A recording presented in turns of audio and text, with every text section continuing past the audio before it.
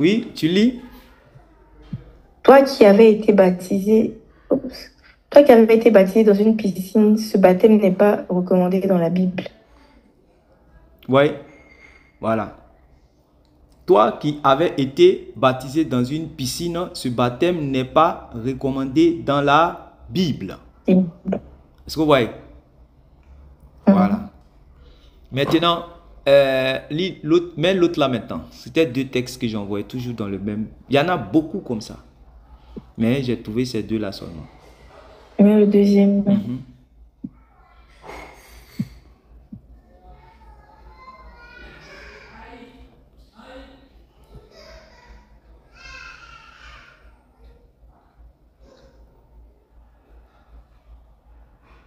En 2000, tu le lis, hein. Oui.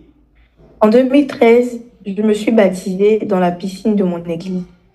Hier, je suivais une chaîne de télé et un prophète disait que ce n'est pas normal, que le baptême se fait dans une eau naturelle, c'est-à-dire fleuve, rivière, lagune, mer. Que dois-je faire? Se baptiser dans une piscine, un seau d'eau, un baril d'eau est-il un péché? Quelle est la différence si j'ai le Saint-Esprit? Amen. Est-ce que vous voyez? Voilà. Vous voyez, c'est. On peut s'arrêter là seulement, puis nous on va travailler. Donc, vous voyez que ce n'est pas des choses que je suis en train de chercher comme ça. C'est des choses qui fatiguent, qui sont en train de diviser les églises. Donc, vous devez être. Moi, on m'a déjà posé ces questions, même des frères sérieux. Parce qu'ils ont adhéré réellement à ces groupes-là, où les gens croient cela. Voilà. Où les gens croient cela. Voilà. Par exemple, si tu arrives chez les Branamis, chez les Gédéons, chez les mêmes évangiles éternels là, et c'est plusieurs, voilà, plusieurs, vous allez même chez ceux qui sont chez Jésus-Christ TV, même chose, tous leurs groupes là, ils sont beaucoup, voilà, ils disent que si tu te baptises, si tu as été baptisé dans une piscine, alors ton baptême n'est pas valable, il faut se baptiser dans une eau naturelle, vous voyez. Maintenant, on va maintenant parler. Très bien. Allons-y dans Jean. On parle du baptême. Jean.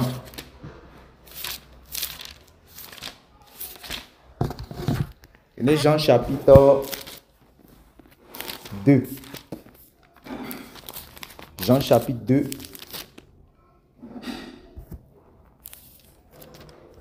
Jean chapitre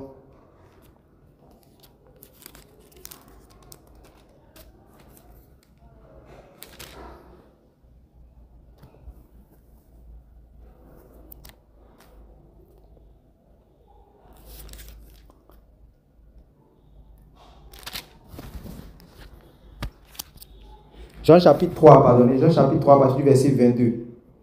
Jean chapitre 3 à partir du verset 22. Et puis, quelqu'un pour bon Matthieu, là, ça, je vais paraphraser pour expliquer rapidement moi-même.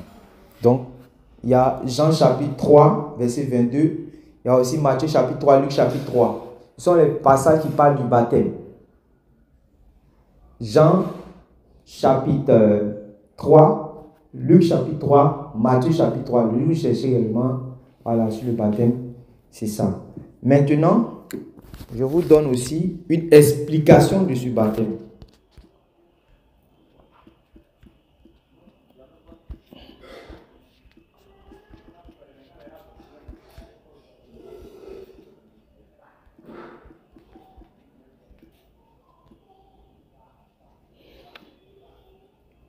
« 1 Pierre chapitre 3, verset 21. On va lire ça d'abord. 1 Pierre chapitre 3, le verset 21.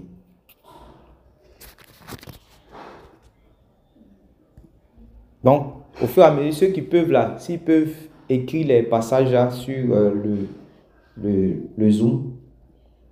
Ok. Allons-y. 1 Pierre chapitre 3. Amen. Cette eau qui était une figure de baptême. Donc, lis le verset qui précède, s'il te plaît. Ok. Qui autrefois avait été incrédule, lorsque la patience de Dieu se prolongeait au jour de Noé, pendant la construction de l'arche, dans laquelle un petit nombre de personnes, c'est-à-dire 8, furent sauvées à travers l'eau.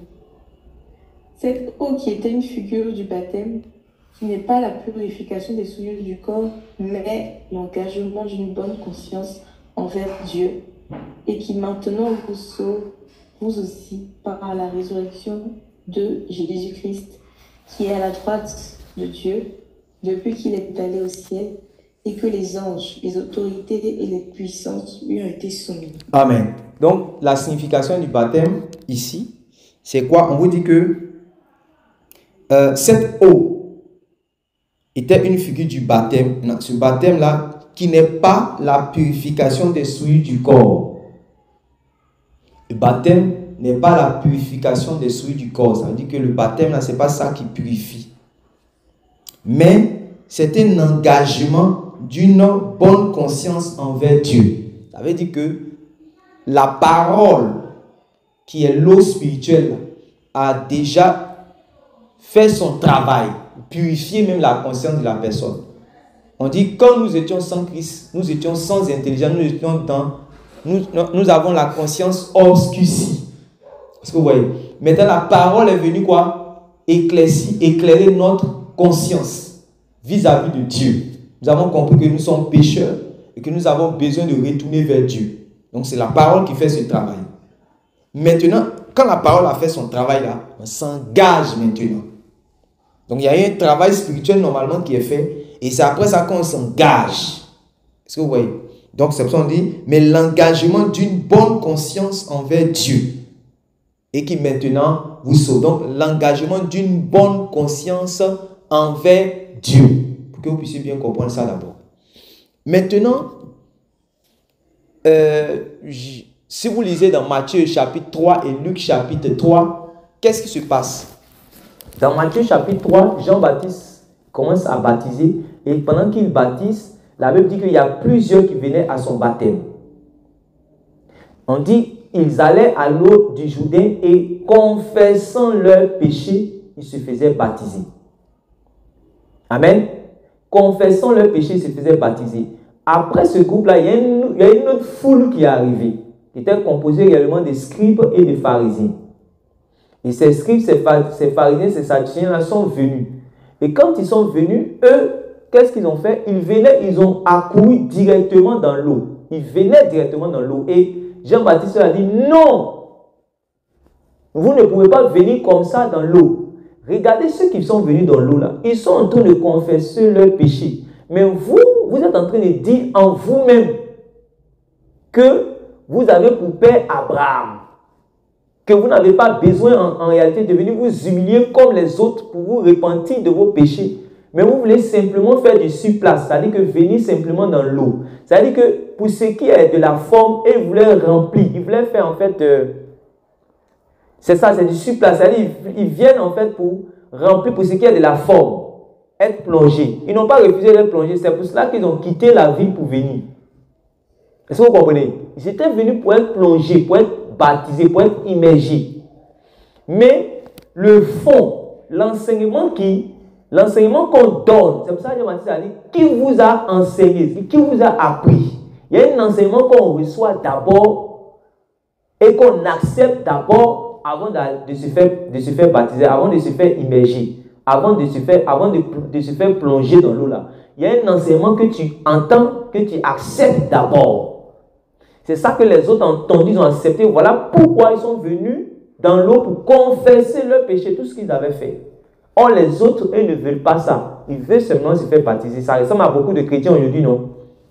Ça ressemble à beaucoup de croyants aujourd'hui. Ils ne veulent pas changer de vie.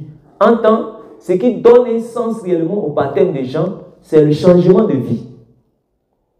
C'est le changement de vie. C'est pour ça qu'on dit quoi? Le fait de venir être plongé dans l'eau, ça ne va pas sauver. C'est ce que l'apôtre Pierre vient de nous dire tout à l'heure. Le fait d'être plongé dans l'eau, ça ne va pas te purifier. C'est ce qu'on t'a prêché là. Quand tu vas te repentir pour croire au Seigneur Jésus, c'est là que tu seras purifié. Maintenant, tu t'engages pour confirmer cela. C'est-à-dire que ça, c'est un statut, c'est une ordonnance. Voilà. Pour respecter le Seigneur, comme tous ceux réellement qui ont... Parce que le Seigneur Jésus a dit, celui qui va quoi? Aller prêcher la parole, celui qui va croire et qui sera baptisé sera sauvé, n'est-ce pas? Celui qui va croire et qui sera baptisé sera sauvé. Mais en réalité, ce n'est pas même le baptême dans l'eau là qui nous incorpore dans le corps du Christ. C'est la nouvelle naissance. C'est le fait d'être justifié par Dieu. C'est le baptême selon le Saint-Esprit qui fait entrer dans le corps du Christ. Et c'est ce baptême-là réellement qui est obligatoire. C'est pour ça qu'on dit quoi? Jean dit, moi je vous baptise d'eau. Mais celui qui va venir après moi, il va vous baptiser du Saint-Esprit. Est-ce que vous voyez? C'est pour ça que Paul même va dire clairement comme ça que moi je n'ai pas été envoyé pour baptiser. Il peut citer même quelques-uns que j'ai baptisés. Il a cité quelques noms. Voilà. Lui, il a été envoyé pour prêcher la parole de Dieu pour que les gens soient incorporés en Jésus-Christ. Mais comme Jésus-Christ aussi a ordonné à ce qu'on puisse réellement baptiser en son nom, c'est pour cela que après avoir prêché la parole, il y a cette ordonnance-là que nous qui sommes prédicateurs, nous devons obéir. Nous devons aussi réellement aller baptiser les gens. C'est-à-dire que c'est une cérémonie que le Seigneur Jésus a instaurée. Voilà. C'est une cérémonie que le Seigneur Jésus a instaurée dans la nouvelle alliance. Mais avant de faire cela, il faut d'abord croire au message là. Amen. Il faut d'abord croire au message. Or, ceux qui sont venus après, les premiers que Jean-Baptiste a baptisés, eux ne sont pas venus dans cet état. Ils sont venus non changés. Ils sont venus non repentants. Est-ce que vous voyez?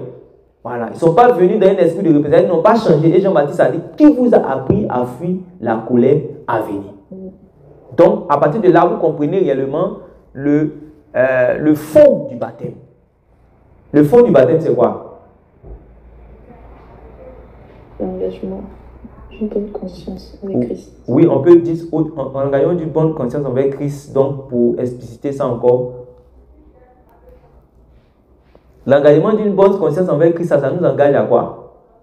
Dans la vie nouvelle, dans une vie de sainteté, à marcher avec Jésus. Non, ceux qui ne sont pas encore rentrés. C'est vrai que ça fait partie de ça, mais ceux qui ne sont pas encore rentrés, oui. La repentance. La repentance et la foi. Oui. Voilà. C'est ça qui est l'engagement d'une bonne conscience envers Dieu. La repentance et la foi. Mais ceux qui venaient dans le baptême de Jean-Baptiste, eux, ils ne sont pas repentis. Est-ce que vous voyez? Et ils voulaient se faire baptiser. Jean-Baptiste, non. Jean-Baptiste dit, qui vous a appris à fuir la colère à venir? Donc, le fond du baptême, vous l'avez tous compris ici, n'est-ce pas? La repentance et la foi. Sans la repentance et la foi, le baptême, c'est-à-dire que c'est égal à zéro. Voilà. Jean-Baptiste dit, c'est c'est-à-dire que vous êtes des races de vipères. Dieu même peut susciter les pierres pour faire des enfants d'Abraham. Tout arbre qui ne portera pas de bons fruits sera coupé et jeté au feu. Et c'est après, maintenant, les gens ont demandé, mais comme vous le lisez avec la version de Luc ou Matthieu, de Luc, les gens vont demander maintenant, qu'est-ce que nous devons faire? Les policiers vont demander. Les autres aussi vont demander. Puis il va dire, aux policiers, contentez-vous de votre sort. Vous devez faire ça, vous devez faire ça, vous devez faire ça. C'est-à-dire qu'il les engageait à un changement de vie. Donc il les emmenait dans le fond. Vous voyez comment on sait Dieu là? C'est le fond qui intéresse. Sinon, si c'était juste la forme, voilà. Il allait les recevoir pour les baptiser, n'est-ce pas? Il allait les recevoir. Est-ce que vous me suivez même? Il allait les recevoir pour les baptiser. S'il était juste un gars qui est venu, comme on l'appelle Jean-Baptiste, donc il est là spécialement pour mettre les gens dans l'eau. Parce que Jean-Baptiste veut dire Jean le baptiseur. Comme je suis Jean le baptiseur, donc tous ceux qui viennent, moi je suis envoyé seulement que pour baptiser. Mais le baptême là, il y avait un message derrière. Voilà. C'est vrai qu'il a dit, moi je suis venu pour vous baptiser d'eau, mais on a dit que Jean-Baptiste est celui qui crie dans le désert pour préparer les cœurs. Donc, le baptême là seulement était une forme en fait c'était un symbole de lui, son message. Voilà. Mais il y avait un fond. Le fond, c'était la repentance. Donc, sans repentance, il n'y a point de baptême. Impossible. On est d'accord? Sans repentance et sans foi, il n'y a point de baptême. On est d'accord tous? Est-ce que vous me suivez ici? Voilà. Donc maintenant, après avoir touché maintenant le fond, allons-y voir maintenant dans la forme. Lisons le livre de Jean, chapitre 3. Jean chapitre 3. C'est à partir de là, maintenant, vous allez comprendre pourquoi, à partir de ce qu'on a lu tout à l'heure, que vous comprenez maintenant que c'est insensé de baptiser les enfants. Avec le fond, là, c'est insensé de baptiser les enfants parce qu'ils doivent s'engager dans une bonne conscience envers Dieu. Or, ils sont encore innocents, ils ne savent même pas. Amen. Donc, c'est insensé de baptiser les enfants. Amen. Parce qu'on n'est pas là pour la forme, on est là pour le fond. Et quand on va pour la pratique dans le fond, on voit que c'est insensé de baptiser un enfant parce qu'il doit se repentir d'abord. Or, il ne comprend même pas l'évangile là d'abord pour dire qu'il va se repentir. Amen. Après avoir touché maintenant le fond, allons-y dans la forme. Jean chapitre 3, lisons le verset 22, non? Amen. Après cela, Jésus, accompagné de ses disciples, se rendit dans la terre de Judée. Et là, il demeurait avec eux et les baptisait.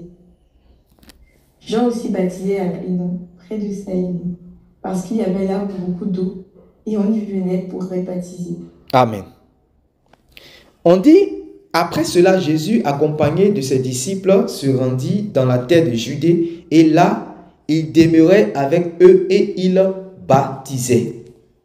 Verset 23, Jean aussi baptisait à Énon, près de Salim. Maintenant on dit, parce qu'il y avait là beaucoup d'eau et on y venait pour être baptisé.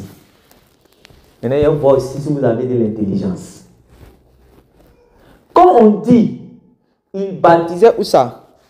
À Énon, près de Salim, parce qu'il y avait beaucoup d'eau et on y venait pour être baptisé là. Quand on dit ça là, on est en train de vous dire quoi? Est-ce que celui qui écrit là, est en train d'attirer votre attention sur la nature du cours d'eau ou sur la quantité de l'eau? C'est plutôt la quantité, beaucoup d'eau. Vous comprenez, non? Vous comprenez? C'est pour ça qu'il y a des pasteurs là. Ça dit, non, Seigneur, il faut me pardonner. Ça dit, je ne sais pas c'est quoi, qu'est-ce qui se passe. Donc, est-ce qu'il peut avoir beaucoup d'eau dans une piscine? Oui, bien sûr. Oui, il peut y avoir beaucoup d'eau dans une piscine. Parce que les gens même se noient même dans la piscine. Est-ce que vous comprenez? Les gens ont perdu la vie dans la piscine, c'est-à-dire, sont noyés dans la piscine. C'est-à-dire, baptême même c'est petit, ils sont noyés dans la piscine. Est-ce que vous comprenez ça? Est-ce que maintenant, les baptistères, ce qu'on appelle les baptistères, c'est juste à cause de baptiser la main qu'il y a eu le mot baptistère. C'est-à-dire que c'est une forme aussi de piscine. Est-ce que vous voyez? Pour des gens qui ont eu des grandes parcelles, par exemple, pour construire des églises où il y a beaucoup de pièces là-bas. Il y a par exemple la salle des Kodim, il y a le temple qui est là, il y a la comment on appelle ça même? Il y a la librairie ou encore il y a peut-être oui, il y a la librairie, puis il y a d'autres choses. Ils ont aussi par exemple des baptistères. C'est comme une piscine. Est-ce que vous voyez? Voilà, c'est pour ça l'autre a dit quoi? La piscine de mon église. C'est parce qu'il ne connaît pas le mot baptistère qu'il a dit la piscine de mon église. Sinon, quand on dit il n'y a pas de piscine à l'église en tant que telle pour aller nager, n'est-ce pas? Il n'y a pas de piscine, mais c'est le baptistère que lui il appelle piscine. Mais si on dit baptistère, ça dit c'est la piscine où on baptise. Ce n'est pas la piscine où on va pour nager. La piscine où on baptise. On est d'accord ici? Donc, quand Jean dit ici,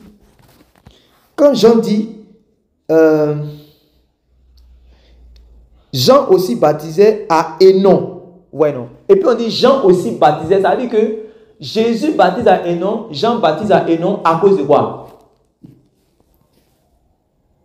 À cause de la quantité d'eau. Merci. C'est parce qu'il y a beaucoup d'eau là-bas qu'en fait, qu'il lui vient baptiser. Ça veut dire que c'est la quantité. C'est pas parce que c'est la mer ou c'est pas parce que c'est la lagune, ou c'est pas parce que c'est la rivière, ou c'est un fleuve. Non, c'est parce qu'il y a beaucoup d'eau. Et qu'il y a beaucoup d'eau, on peut faire quoi? Normalement, quand il y a beaucoup d'eau, donc, on peut faire quoi? Oui. On peut immerger une personne. Très bien, simple. On peut immerger. Ouais, non? Voilà. C'est là que vous comprenez maintenant le mot baptiser. Baptiser veut dire baptiso, ça veut dire immerger. Vous voyez, le baptiser, ce n'est pas asperger. Le mot baptiser veut dire immerger. Donc, on te prend pour te mettre et on te fait ressortir. Vous voyez, quand tu es immergé, ça veut dire que c'est tout ton corps en fait. Est-ce que vous voyez? Voilà. Est-ce que vous voyez? C'est tout ton corps qui est immergé. Suivez-moi ici. C'est tout ton corps qui est immergé. Donc, vous allez voir par exemple des soldats qui sont envoyés en mission.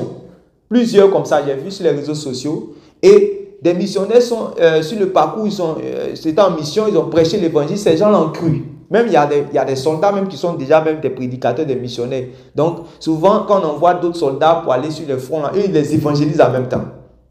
Donc vous allez voir souvent quand ils sont dans les déserts, quand ils sont en Afghanistan, quand ils sont dans les coins en mission, ils doivent prendre leur baptême. Donc comment on doit faire? Ils prennent quoi?